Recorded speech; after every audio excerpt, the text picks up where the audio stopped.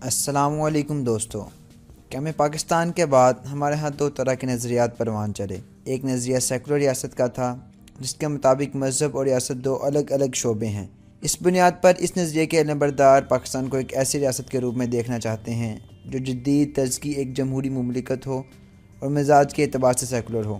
یہ لوگ انگلستان کی جمہوریت کو بطور مثال پیش کرتے ہیں۔ ڈاکٹر اسرار احمد کے مطابق سیاست، ریاست، حکومت، معاشرے سے خدا کا کوئی تعلق نہیں۔ ہیومن ساورنٹی، پاپولر ساورنٹی کی بنیاد پر جمہوریت ہوگی، سیکولرزم ہوگا۔ مذہب رہے گا بند، مسجدوں میں، مندروں میں، سینیگاگز میں، چرچز میں، جہاں چاہو جاؤ، لیکن دی پولیٹیکو سوشو اکنامک سسٹم یہ کسی مذہب سے کوئی سروکار نہیں۔ ہم خود ساورن ہیں، اور ہم ساورن ہیں تو ہم جو چاہیں گے قانون بنائیں گے۔ یہ شے جس کا نام ہے جمہوریت بھی آپ اسے کہہ لیں، سیکولرزم بھی آپ اسے کہہ لیں، یہ گلوبلائز ہو چکا ہے پوری دنیا کا۔ جسے اقبال نے کہا تو سمجھتا ہے کہ آزادی کی ہے نیلم پری، یہ نیلم پری سب کی محبوبہ ہے، جمہوریت جمہوریت جمہوریت جمہوریت۔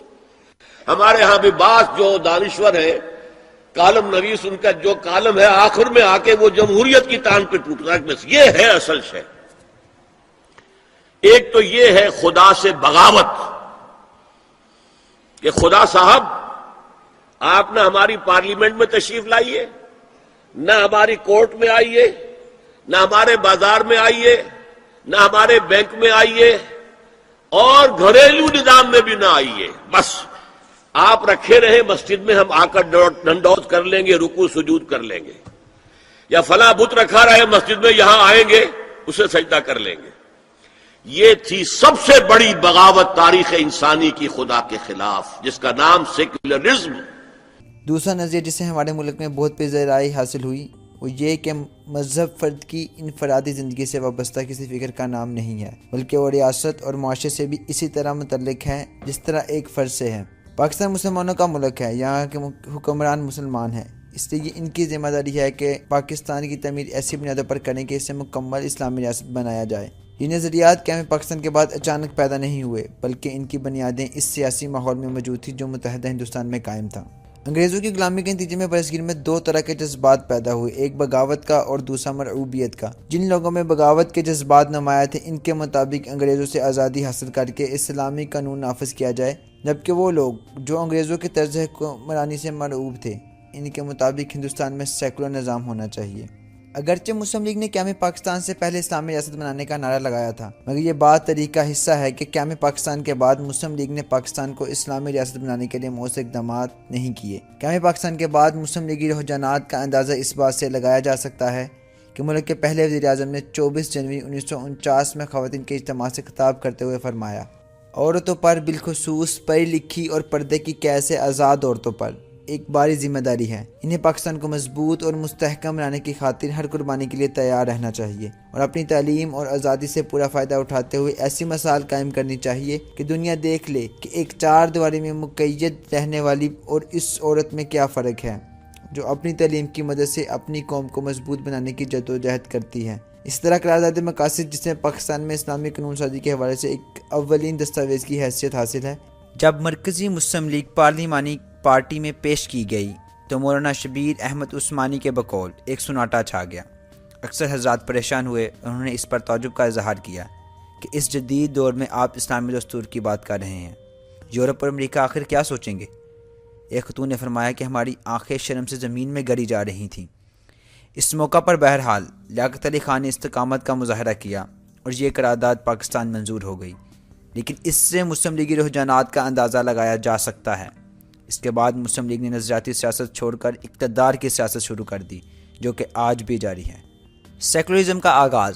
سیکولرزم کی بنیاد دین اور دنیا کی تقسیم پر ہے، اور یہ اس مغربی نظریہ سیاست کی اساس ہے جس کے بڑے مظاہر میں سے ایک جمہوریت ہے۔ اس تصور نے مغرب کی سیاسی فضا میں جنم لیا اور اس کشمکش کا نتیجہ ہے جو ریاست اور کلیسا کے درمیان برپا رہی۔ مغرب کے لوگ مذہب سے دور کیوں ہوئے؟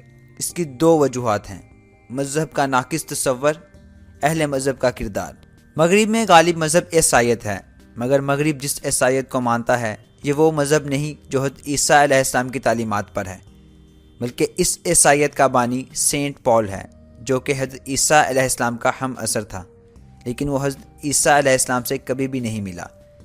حضرت عیسیٰ علیہ السلام کے اس دنیا سے اٹھ جانے کے بعد جب وہ دین عیسائیت کا علم بردار بنا تو اس نے لوگوں کے سامنے ایک نیا دین پیش کیا۔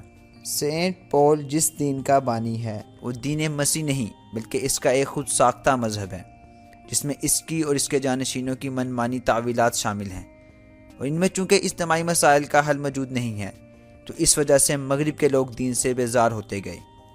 اس کے بعد اہل کلیسا نے جو مذہب پیش کیا وہ بھی وقت کا ساتھ نہ دے سکا۔ اس کی دو وجوہات تھیں۔ اہل کلیسا نے ان تحقیقات کو جن کا تعلق سائنسی علوم کے ساتھ تھا انہیں مذہب کا رنگ دے دیا اور ان پر ایمان لانا ضروری قرار دے دیا۔ مثلا پہلے یہ سمجھا جاتا تھا کہ سورج زمین کے گرد گھومتا ہے اور اس بات پر ایمان لانا ضروری ہو گیا، مگر بعد کی تحقیقات نے واضح کیا کہ زمین سورج کے گرد گھومتی ہے۔ چونکہ سائنسی تحقیقات وقت کے ساتھ ساتھ بدلتی رہتی ہیں، اس لیے جب آنے والے وقت میں وہ تحقیقات غلط ثابت ہوئیں تو لوگوں کی مذہب سے دوری میں اور اضافہ ہو گیا۔ اہل کلیسا کی ناکامی کا دوسرا بڑا سبب یورپ میں اٹھنے والی اقلیت کی تحریکیں تھیں۔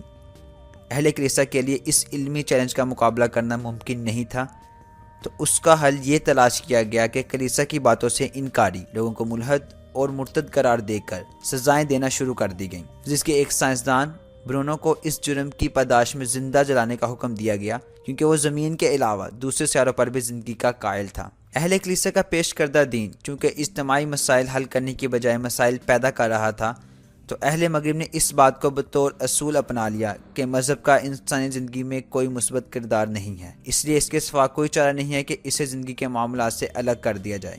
اس طرح یورپ میں سیکولرزم نے جنم لیا۔ یورپ کی مادی ترقی دیکھ کر ہمارے کچھ سیکولر نظریات کے حامی دوست یہ مطالبہ کرتے نظر آتے ہیں کہ پاکستان میں بھی سیکولرزم کا نفاذ عمل میں لایا جائے تاکہ پاکستان بھی یورپ کی طرح ترقی کر سکے، مگر وہ اس بات کو بھول جاتے ہیں کہ اسلام سینٹ پال کے مذہب کی طرح محض پند و نصیحت کا دین نہیں ہے، بلکہ اسلام ایک مکمل ضابطۂ حیات ہے جو ایک شخص کی ذاتی زندگی تک محدود نہیں بلکہ ایک اجتماعی اور سیاسی نظام کے قیام کو بھی ضروری سمجھتا ہے۔ مسلمانوں کو اگر زمین پر اقتدار حاصل ہے، اسلام ان کے لیے لازم سمجھتا ہے کہ وہ اس خطہ پر اللہ کا قانون نافذ کریں۔ اگر وہ ایسا نہ کریں تو اللہ کی کتاب انہیں کافر و فاسق قرار دیتی ہے۔ ہمارے ملک میں جب بھی سیکولر پاکستان یا اسلامی پاکستان کے موضوع پر گفتگو ہوتی ہے تو بانیان پاکستان یعنی علامہ اقبال اور قائد اعظم کے بیانات اور نظریات کو مد نظر رکھا جاتا ہے۔ سیکولر حضرات علامہ اقبال اور قائد اعظم کو سیکولر ثابت کرنے کی سر توڑ کوشش کرتے ہیں، جبکہ اسلامی پاکستان کے حامی حضرات علامہ اقبال اور قائد اعظم کو اسلامی نظریات رکھنے والا شخص ثابت کرنے کی انتھک محنت کرتے ہیں۔ میں ذاتی طور پر اس رائے سے اختلاف رکھتا ہوں کہ بانیان پاکستان کے نظریات کے مطابق موجودہ پاکستان کے نظام کو تشکیل دینا چاہیے، چونکہ اس ملک میں اب ہم 22 کروڑ عوام رہ رہے ہیں اور اس میں 100 کال جمہوریت بھی ہے، تو اس ملک کے عوام کو یہ فیصلہ کرنا ہوگا اور کرنا چاہیے بھی کہ وہ اسلامی پاکستان چاہتے ہیں یا سیکولر پاکستان، ورنہ ہمارے سیکولر نظریات کے حامی دوست علامہ اقبال اور قائد اعظم کو سیکولر نظریات کا حامل اور اسلامی پاکستان کے حامی دوست علامہ اقبال اور قائد اعظم کو ایک اسلامی نظریات کا حامل ثابت کرنے میں سر کھپاتے رہیں گے، اور ہم عوام ان دونوں کا منہ تکتے تکتے قبروں تک پہنچ جائیں گے، مگر یہ مسئلہ حل نہیں ہوگا۔ اگر ہم عوامی جذبات اور نظریات کی بات کریں تو PEW کے ایک سروے کے مطابق 84% پاکستانی اسلامی شریعت کا نفاذ چاہتے ہیں۔ ان شارٹ یہ کہ قرآن مجید میں اللہ نے مسلمانوں کو حکم دیا ہے کہ وہ جس خطۂ ارض پر حکمران ہوں وہاں اسلامی قانون نافذ کریں، اور اگر وہ ایسا نہیں کرتے تو یہ سیدھی سادی اسلامی احکام الہی سے بغاوت ہوگی۔ اللہ تعالیٰ کے اس حکم کے بعد یہ بات قدر اہمیت کی حامل نہیں رہتی کہ علامہ اقبال اور قائد اعظم کے نظریات کیا تھے۔ مسلمان اس خطۂ ارض یعنی پاکستان میں اقتدار پر براجمان ہیں، اس لیے اسلامی حکومت کا نفاذ ان پر فرض ہے۔ اور علامہ اقبال نے بھی کہا تھا، جلال پادشاہی ہو کہ جمہوری تماشا ہو، جدا ہو دین سیاست سے تو رہ جاتی ہے چنگیزی۔ یہ تمام باتیں میں نے آپ کو خورشید انجم کی کتاب اسلام اور پاکستان سے بتائی ہیں۔ اگر آپ کو یہ ویڈیو پسند آئی ہے تو لائک کیجئے، کمنٹ باکس میں اپنی قیمتی رائے کا اظہار ضرور کیجئے، ویڈیو کو شیئر کیجئے تاکہ یہ انفارمیشن سب کو مل سکے۔ ہمارے چینل کو سبسکرائب کیجئے اور ساتھ بنے بیل آئیکن کو پریس کر دیں تاکہ آپ کو میری ہر نئی آنے والی ویڈیو کا نوٹیفیکیشن مل سکے. And finally thanks for watching.